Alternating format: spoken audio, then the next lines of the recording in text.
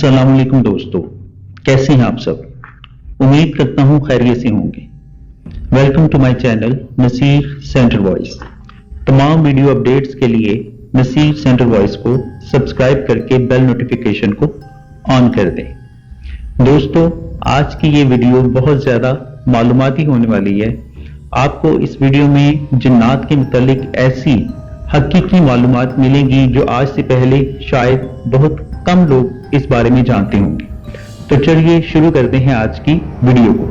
ऐ ग्रोह जिन्नो इंस, क्या तुम्हारे पास तुम ही में से रसूल नहीं आए थे जो तुम्हें मेरे अहकामात सुनाते थे और तुम्हें डराते थे इस दिन की मुलाकात से। नाज़रीन, ये आयत इस बात की वाज़ेह दलील है कि जिस तरह बनी नूह इंसान में पैगंबर माबूस किए गए, इसी तरह कौम जिन्नात में भी इन्हीं में से नबी भेजे गए। दोस्तों, जिन्नात को आग के शोलों से पैदा किया गया। जिन्नात इल्म, अदराक और सही गलत में फर्क करने की सलाहियत रखते हैं। जिन्नात को इंसानों की तरह अहकाम और फराइज दिए गए हैं और वो एक खास शरीयत पर चलते हैं। इंसानों ही की तरह जिन्नात का भी जज़ा और सजा और हिसाब व किताब होना है, और इन्हीं में से एक ग्रोह मोमिन जबकि दूसरा ग्रोह काफिर है। हजरत आदम अलैहिस्सलाम की पैदाइश से 40,000 साल कबल अबुल जिन्नात समूम को पैदा फरमाया गया। समूम तमाम जिन्नात का बाप कहलाया। अल्लाह ने इसे आग के शोलों से पैदा फरमाया था, जबकि कुछ उलमा ने लिखा है कि सबसे पहले जिन का नाम वारिस था। जब इसे पैदा फरमाया गया तो अल्लाह ताला ने फरमाया कि ए अबुल जिन, क्या तेरी कोई आरज़ू है? तो इसने कहा, मेरी तमन्ना ये है कि हम सबको देख सकें लेकिन हमें कोई ना देख सके, और मेरी नस्ल के जिन्नात हमेशा जवान रहें। अल्लाह ने इसकी ये आरज़ू पूरी फरमा दी, लिहाजा जिन्नात हर मखलूक को देख सकते हैं लेकिन दूसरे लोग इन्हें नहीं देख सकते, और जब वो मरते हैं तो जमीन में गायब हो जाते हैं। और इनका बूढ़ा भी जवान होकर मरता है, यानी इन्हें बच्चे की तरह कम उम्री में लौटा दिया जाता है। फिर अल्लाह ने इसकी बीवी मरजा को पैदा फरमाया और इन दोनों के ताल्लुक से एक लड़का और एक लड़की की पैदाइश हुई। कुछ अरसे बाद इनके भी लड़के और लड़कियां हुई। इस तरह इनकी तादाद बढ़ती चली गई और 70,000 के करीब पहुंच गई। लिहाजा अल्लाह ने इन पर कानून नाफिज कर दिया और फिर वो जोड़ों, खानदानों और कबीलों की शक्ल में रहने लगे। जब जिन्नों की नस्ल में इजाफा हुआ तो अल्लाह ने इन्हें रुतबों के एतबार से जमीन, हवा और पानी में आबाद कर दिया। जब वो जमीन में आबाद हुए तो एक मुद्दत तक अल्लाह की इबादत करते रहे। फिर वक्त गुजरने के साथ साथ इन्होंने अल्लाह की नाफरमानी शुरू कर दी और जमीन में खून खराबा और फसाद फैलाने लगे। इनका एक बादशाह था जिसका नाम यूसुफ था।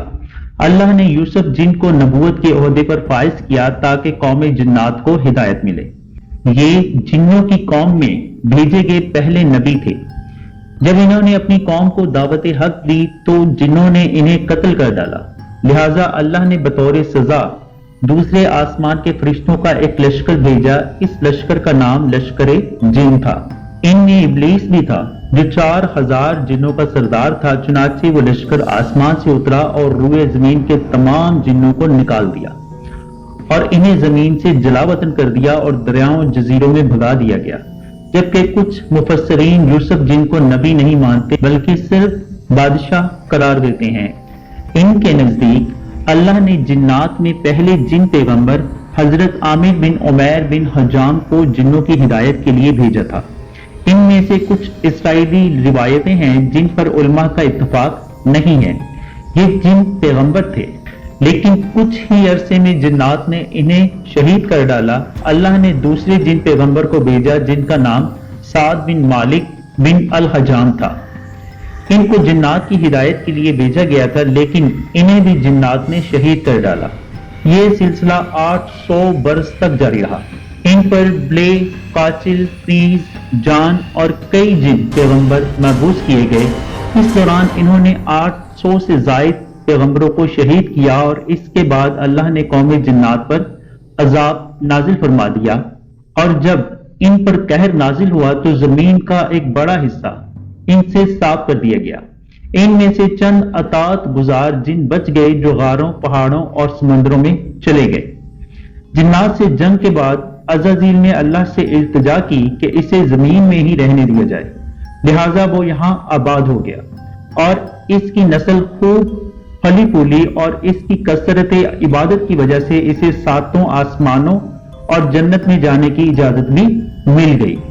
پھر ابلیس نے روئے زمین کے جنات کو اپنے ساتھ ملانا شروع کر دیا۔ جنات کے 4 قبیلوں نے ابلیس کے ہاتھوں پر بیعت کر لی، جن کا نام خن، دھام، ممتاز اور راسم تھا، جبکہ جنات کے 2 قبیلوں نے ابلیس کے راستے پر چلنے سے انکار کر دیا، جن کا نام بسم اللہ اور ذاکر تھا، جبکہ کچھ مورخین نے لکھا ہے کہ عزازیل بھی جنات ہی کے قبیلے سے تعلق رکھتا تھا۔ اس نے جنات کے قبیلے بلو جان کی ایک لڑکی سے شادی کی، اور اللہ نے عزازیل کو ہزاروں بیٹوں اور بیٹیوں سے نوازا۔ جب سارے سرکش جنات ختم کر دیے گئے تو وہ وقت حضرت آدم علیہ السلام کی پیدائش کا وقت تھا۔ پھر اللہ نے فرمایا، میں زمین میں اپنا نائب بنانے والا ہوں جو انسان ہوگا۔ حضرت آدم علیہ السلام کے اس دنیا میں تشریف لانے کے بعد جنات میں سے کوئی نبی مبعوث نہیں ہوا۔ اس زمانے میں جنات کو ان پیغمبروں کی پیروی کا حکم تھا جو انسانوں کے درمیان مبعوث ہوتے تھے، لیکن جنات کی شرانگیزی اور فساد بڑھتے چلے گئے، یہاں تک کہ اللہ کے پیغمبر حضرت سلیمان علیہ السلام نے ان پر قابو پایا اور انہیں دوبارہ ان ویران پہاڑوں میں جانے کا حکم دیا۔ دوستو، جب اللہ کے نبی داؤد علیہ السلام کے وارث سلیمان علیہ السلام نبی ہوئے تو اللہ کے دربار میں دعا مانگنے لگے کہ اے اللہ، مجھے وہ مرتبہ عطا فرما جو مجھ سے پہلے نہ کسی کو ملا اور نہ ہی میرے بعد کسی اور کو ملے۔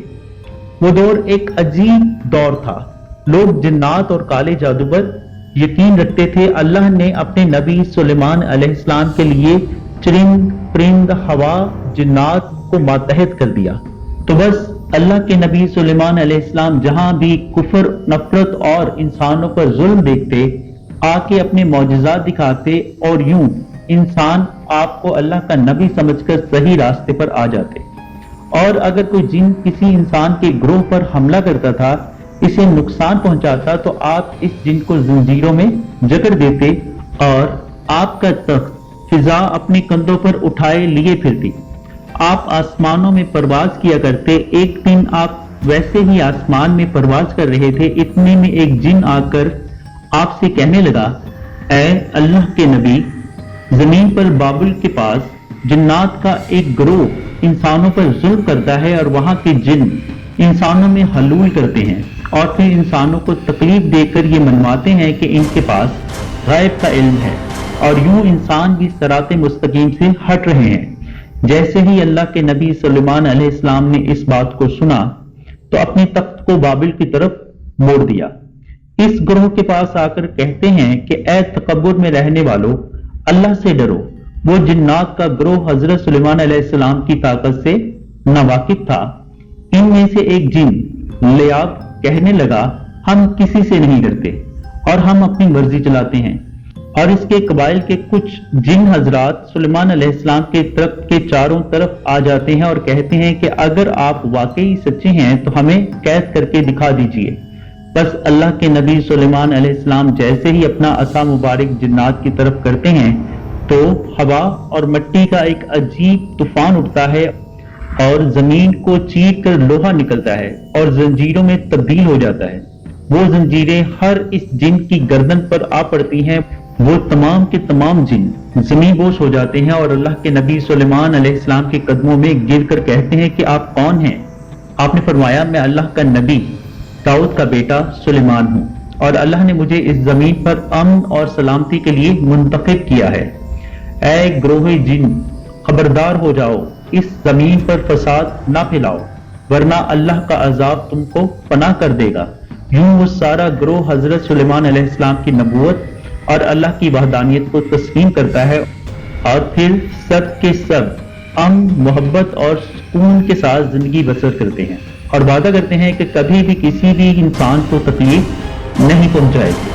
ناظرین، ملک شام میں جس جگہ حضرت موسیٰ علیہ السلام کا خیمہ گاڑا گیا تھا، ٹھیک اسی جگہ حضرت داؤد علیہ السلام نے بیت المقدس کی بنیاد رکھی، مگر عمارت پوری ہونے سے قبل ہی حضرت داؤد علیہ السلام کی وفات کا وقت آن پہنچا اور آپ نے اپنے فرزند حضرت سلیمان علیہ السلام کو اس عمارت کی تکمیل کی وصیت فرمائی۔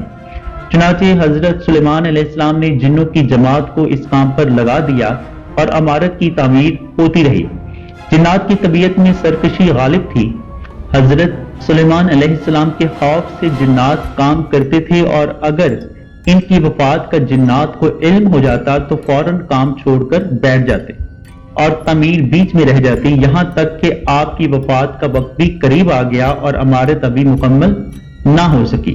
تو آپ نے یہ دعا مانگی کہ اے الہی، میری موت جنوں کی جماعت پر ظاہر نہ ہونے پائے تاکہ وہ برابر عمارت کی تکمیل میں مصروف رہیں اور ان سبھی کا علم غیب کا جو دعویٰ ہے وہ بھی باطل ٹھہر جائے۔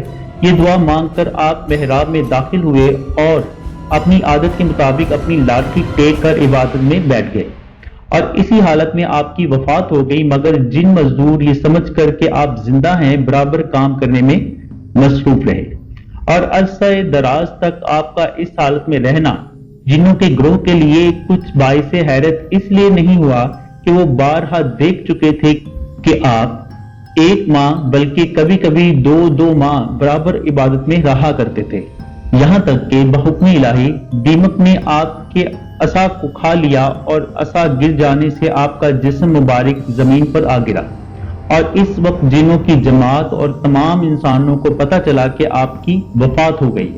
قرآن مجید میں اللہ تعالیٰ نے اس واقعے کو ان الفاظ میں بیان فرمایا ہے، پھر جب ہم نے یعنی حضرت سلیمان علیہ السلام پر موت کا حکم بھیجا تو جنوں کو ان کی موت دیمک ہی نے بتائی جو ان کے عصا کو کھا رہی تھی۔ پھر جب حضرت سلیمان علیہ السلام زمین پر آ گرے تو جنات کی حقیقت کھل گئی کہ اگر وہ غیب جانتے ہوتے تو وہ اس ذلت کے عذاب میں اتنی دیر تک نہ پڑے رہتے۔ دوستو، ویڈیو اچھی لگے تو اسے لائک اور شیئر ضرور کیجیے گا، چینل کو سبسکرائب کر لیجیے گا۔ ملیں گے ایک نئی ویڈیو کے ساتھ، تب تک کے لیے اللہ نگہبان۔